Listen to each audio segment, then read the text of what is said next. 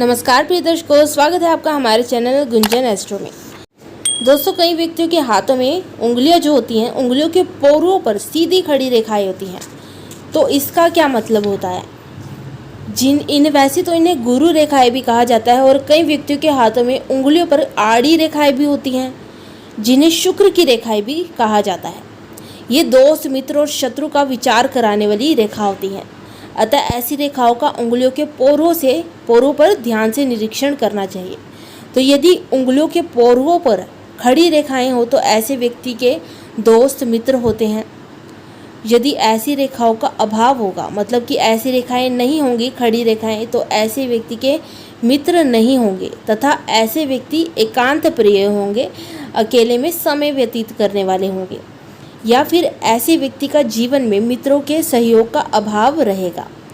ऐसी खड़ी रेखाएं जितनी अधिक पुष्ट, स्पष्ट और निर्दोष होंगी एवं गहरी होंगी, उस व्यक्ति के मित्र भी उतने ही अच्छे, सही समय पर काम आने वाले और विश्वास पात्र होते हैं।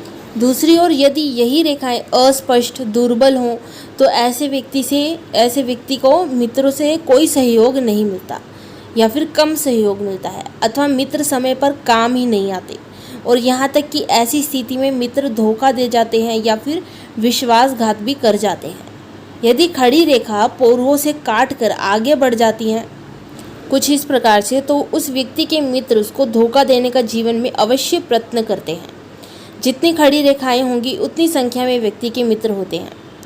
कनिष्ठिका उंगली को ले लीजिए। कनिष्ठिका उंगली के पोरों पर यदि सीधी खड़ी रेखाएं हैं तो व्यापारी वर्ग के मित्र, अनामिका उंगली पर ऊंचे स्तर के मित्र होते हैं और उच्च पद प्राप्त मित्र होते हैं। यदि मध्यम पर तो व्यक्ति के मित्र कलाकार, या फिर तर्जनी उंगली पर है तो सर्विस करने वाले मित्र उस व्यक्ति को मिलते हैं। यदि उंगलियों के पोरों पर आड़ी रेखाएं होती हैं कुछ इस प्रकार, तो यह व्यक्ति के शत्रु होने की सूचना देती है। मतलब कि ऐसे व्यक्ति के कई शत्रु होते हैं, और ऐसी आड़ी रेखाएं पुष्ट, स्पष्ट, गहरी होंगी जितनी, उतने ही उस व्यक्ति के शत्रु बलवान होते हैं।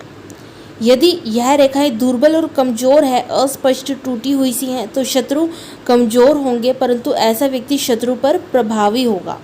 उसी दौरान कनिष्ठिका उंगली पर आड़ी रेखाएं हो तो व्यापारी वर्ग के शत्रु, अनामिका उंगली पर अधिकारी वर्ग के शत्रु, मध्यमा उंगली पर विश्वासघाती शत्रु और तर्जनी उंगली पर सर्विस करने वाले शत्रु ऐसे व्यक्ति के होते हैं। जितनी संख्या में यह रेखाएं होंगी उतने ही व्यक्ति के शत्रु पाए जाते हैं। साथ ही इन खड़ी रेखाओं का संबंध हमारी इच्छाओं से भी देखा गया है।